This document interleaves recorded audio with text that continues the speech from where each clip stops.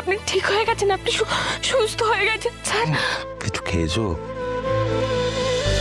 উনি যদি আর কোনোদিনই, মা এরকম কথা তুমি আর কোনোদিনও বলবে না, কখনো তুমি মুখে আনবে না এই ধরনের কথাবার্তা। যদি এরকম কিছু হয় তাহলে ভাববে এটাই আমার ভাগ্যে ছিল।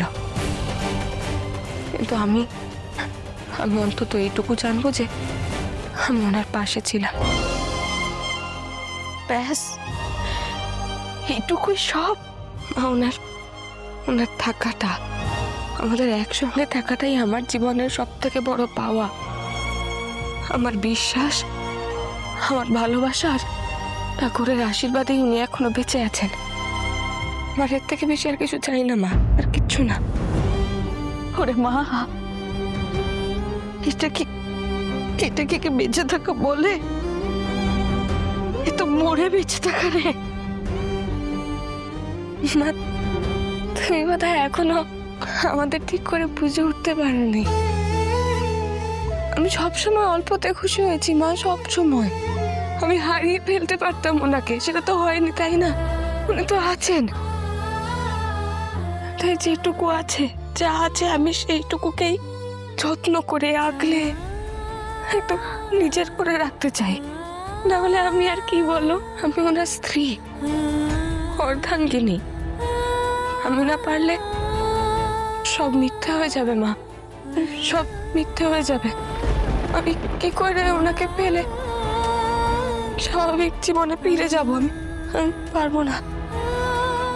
ওই জীবনের কোনো অর্থ নেই আমার কাছে মা, কোনো, আমি পারবো না।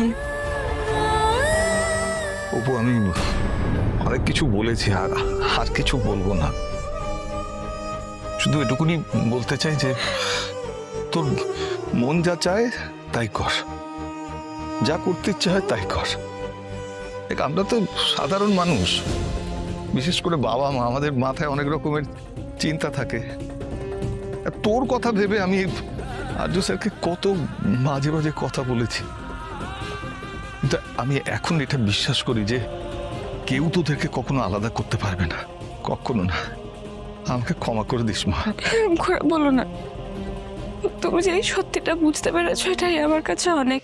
আমি মাকে এটাই বোঝানোর চেষ্টা করছিলাম এতক্ষণ ধরে। মায়ের মন তো রে, মাও তো হাজার রকমের চিন্তা করে, বল। বুঝবে ও সব বুঝবে, ঠিক বুঝবে। তুমি তো এসব বলে মেয়ের কাছে ভালো হয়ে যাচ্ছ। আমি ভাবছি ওর কিসে ভালো হয় না হয়। ভালো হবে, সবকিছু ভালো হবে, এটাই আমার বিশ্বাস। আসি রে মা, আমরা এবারে এগোই। জানবি আমরা আছি, আমরা তোর বাবা মা তো সব সময় তোর জন্য আছি। তুই যা চেয়েছিস তাই যেন হয়। আমরা ওই বইতে যে সব সতী সাথীর কথা পড়ি না, তুইও তাদের মতোই হবি। আর যে অবস্থায় তুই আর্য স্যারকে ফিরিয়ে নিয়ে এসেছিস, তাতে আমার বিশ্বাস ঈশ্বরও তাই চান। সব ভালো হবে রে মা। হাসি রে অপু, আশীর্বাদ করি তো সিদ্ধি সিদ্ধ অক্ষয় হোক, সব ভালো হোক। চলো।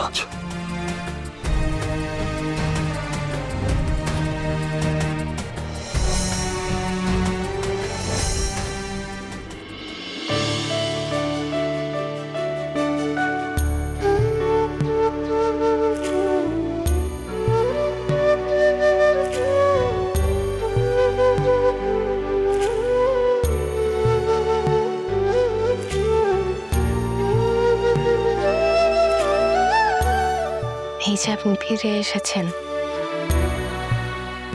আপনার নিজের বাড়ি, নিজের লোকজনদের কাছে, নিজের ঘরে আছেন আপনি এখন। ব্যাস, আর কোনো চিন্তা নেই, কোনো ভয় নেই। আপনাকে আমার থেকে আর কেউ আলাদা করতে পারবে না। স্যার, আপনি সব সময় সবার সব কথা রাখার চেষ্টা করেন, শুধু আমার ক্ষেত্রেই এদিক ওদিক হয়ে যায়। হয়তো আমাকে সবার থেকে বেশি ভালোবাসেন বলে।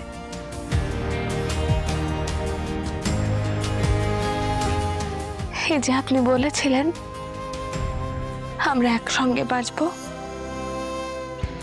সেই থেকে একই স্বপ্ন দেখে চলেছি।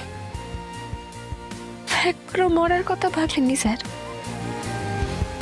তাহলে আপনি কি করে ভাবলেন যে আপনি নিজে শেষ হয়ে গিয়ে আমাকে বাঁচাবেন? আমি আপনাকে আমায় ছেড়ে কোথাও যেতে দেব না, কোথাও না। এই যে আমি আমি আপনাকে এরকম করে আগলে রাখবো সব সময়।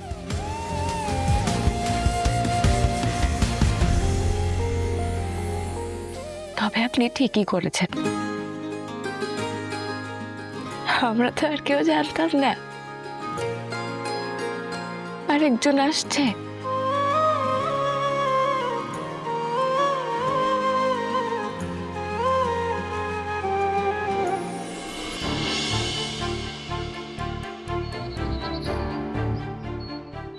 তারপর সেই চা, রোল, পরোটা, ঝাল চাট। আপনি ভাবছিলেন আপনি কান্নাকার পাল্লায় পড়েছেন। হ্যাঁ, কি অবস্থা হয়েছিল আপনার বলুন তো স্যার?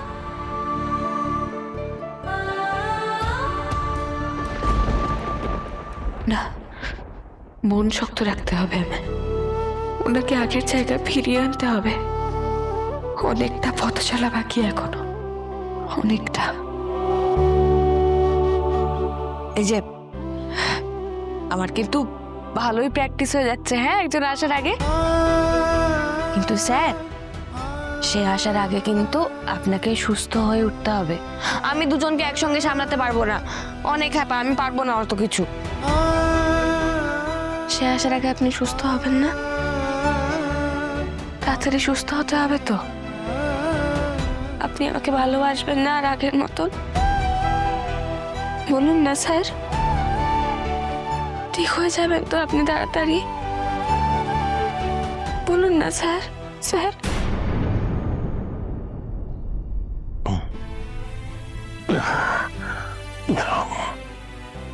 স্যার, না, তুমি ভাবলে কি করে আমি তোমাকে একা করে দেবো? স্যার আপনি ঠিক হয়ে গেছেন, আপনি সুস্থ হয়ে গেছেন স্যার। কিছু খেয়েছো? খালি তো আমারই যত্ন নিয়ে যাচ্ছ। ব্যথা পেয়েছিলাম, সেরে গেছে।